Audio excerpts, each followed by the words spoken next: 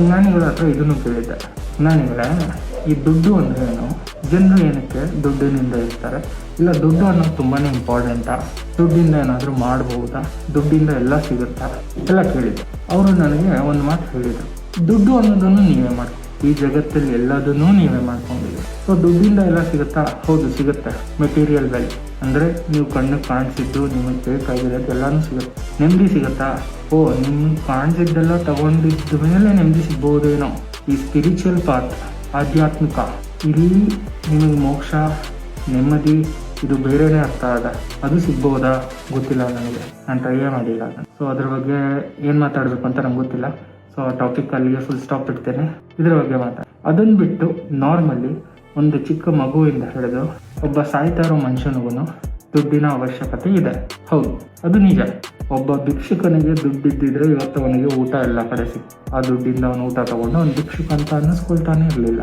ಸರಿ, ಹಾಗಾದ್ರೆ ಅವಶ್ಯಕತೆಗೆ ಎಷ್ಟು ಬೇಕು ಅಷ್ಟು ದುಡ್ಡಿದ್ರೆ ಸಾಕಾ, ಇಲ್ಲ ಇನ್ನು ಅವಶ್ಯಕತೆ ಮೀರಿದ ದುಡ್ಡು ಬೇಕಾ?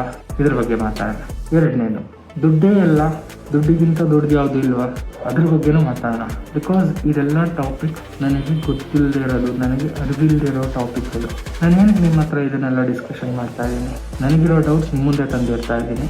ಮೇ ಬಿ ನಿಮಗೆ ಗೊತ್ತಿರೋರಿದ್ರೆ, ಜ್ಞಾನಿಗಳಿದ್ರೆ ನನಗೆ ಹೇಳ್ತೀರಾ, ಹೇಳ್ಕೊಡ್ತೀರಾ, ನಾನು ಕಲ್ತ್ಕೊಳ್ತೀನಿ. ಇಲ್ಲ ಅಂದರೆ ನಾವುಗಳು ಯೋಚನೆ ಮಾಡೋಣ, ಮೇ ಬಿ ಒಂದಿನ ಸಿಗ್ಬೋದೇನೋ ಅಂತ. ಸರಿ, come back to the topic. ನಾವು ಮತ್ತೆ ಟಾಪಿಕ್ ಬರೋಣ. ದುಡ್ಡು ಒಂದು ಕತೆ, ಚಿಕ್ಕ ಕತೆ, ಸೇಮ್ ಆ್ಯಸ್ ಯೂಶ್ವಲ್ ಚಿಕ್ಕ ವಯಸ್ಸಿಂದ ಶುರು ಮಾಡೋಣ. ದೊಡ್ಡವರಾಗುವಾಗ ಏನಾಗುತ್ತೆ ಅಂತ ನೋಡೋಣ. ನಮಗೆ ಚಿಕ್ಕ ವಯಸ್ಸಲ್ಲಿ ನಾರ್ಮಲಾಗಿ ನಾನೇನು ಮಾಡ್ತಿದ್ದೆ ಅಂತ ಹೇಳ್ತೀನಿ. ನಮ್ಮ ಮನೆಗೆ ನೆಂಟರು ಯಾರಾದರೂ ಬಂದರೆ, ರಿಲೇಟಿವ್ಸ್ ಯಾರಾದರೂ ಬಂದರೆ, ನಮ್ಮ ಅಜ್ಜಿ ತಾತ ಬಂದರೆ ನನಗೆ ಹೆವಿ ಖುಷಿ. ಏನಕ್ಕೆ?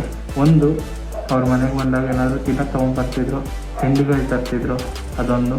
ಎರಡನೇದು, ಹೋಗ್ಬೇಕಾದ್ರೆ ಕೈಗೆ ದುಡ್ಡಿಟ್ಟು ಹೋಗ್ತಾ ಇದ್ದೀನಿ. ಸೊ ನನಗೆ ದುಡ್ಡು ಕೊಡ್ತಾರಲ್ಲ ಅನ್ನೋ ಒಂದು ಖುಷಿ ಇರುತ್ತೆ. ಅದನ್ನು ಬಿಟ್ಟರೆ ನನಗೆ ಬೇರೆ ಈ ಎಮೋಷ್ನಲ್ ಆಗಿ ಅಯ್ಯೋ ನಮ್ಮ ಅಜ್ಜಿ ಬಂದರು, ತಾತ ಬಂದರು, ಅದು ಇದು ಇದೆ, ಬಟ್ ಅಷ್ಟೊಂದು ಮಟ್ಟಕ್ಕೆ ನನಗನ್ಸಿಲ್ಲ. ನನ್ನ ತಲೆಯಲ್ಲಿ ಅದೇ ಇರ್ತಿತ್ತು. ಸೊ ಅಲ್ಲಿಂದ ಶುರು ಆಯಿತು. ಹೋಗ್ತಾ ಹೋಗ್ತಾ ಮನೇಲಿ ಚೆನ್ನಾಗಿ ಓದಪ್ಪ, ಒಳ್ಳೆ ರ್ಯಾಂಕಿಂಗ್ ಬರಲಿ, ಸ್ಕೂಲಿಗೆ ಟಾಪರ್ ಆಗು, ಅದಾದಮೇಲಿಂದ ಕಾಲೇಜಿಗೆ ಟಾಪರ್ ಆಗು, ಒಳ್ಳೆ ಮಾರ್ಕ್ಸ್ ಬರುತ್ತೆ, ಒಳ್ಳೆ ಕಡೆ ಕೆಲಸ ಸಿಗುತ್ತೆ. ಏನಕ್ಕೆ ಬೇಕಿದೆಲ್ಲ? ತುಂಬ ಚೆನ್ನಾಗಿ ದುಡ್ಡು ಬರುತ್ತೆ. ದುಡ್ಡು ಬಂದರೆ ನೀನು ಒಳ್ಳೆ ಮನೆ ಮಾಡ್ಬೋದು, ಕಾರ್ ತೊಗೊಬೋದು, ನಿನಗೆ ಜೀವನದಲ್ಲಿ ಏನು ಬೇಕದು ಮಾಡ್ಬೋದು. ಇದನ್ನು ಹೇಳ್ತಿದ್ದು ನಾನು. ಎಲ್ಲನೂ ಮಾಡ್ಬೋದು. ನಮ್ಮ ಅಪ್ಪನೂ ದುಡಿತಾರೆ ದುಡ್ಗೋಸ್ಕರನೇ, ಅವ್ರ ಅಪ್ಪನೂ ದುಡಿದಿದ್ದು ಅದನ್ನೇ. ಅವರು ಒಳ್ಳೆ ಮನೆ ಮಾಡ್ಕೊಂಡ್ರು ಅನ್ಸುತ್ತೆ, ಮಕ್ಕಳು ಮಾಡ್ಕೊಂಡಿದ್ದಾರೆ. ಇವತ್ತು ಅವ್ರು ಆರಾಮಾಗಿದ್ದಾರಾ, ಖುಷಿಯಾಗಿದ್ದಾರಾ, ಇಲ್ಲ ಅವ್ರಿಗೆ ಇನ್ನೂ ಜಾಸ್ತಿ ಬೇಕಿತ್ತ, ನನಗೆ ಗೊತ್ತಿಲ್ಲ. ನನಗೆ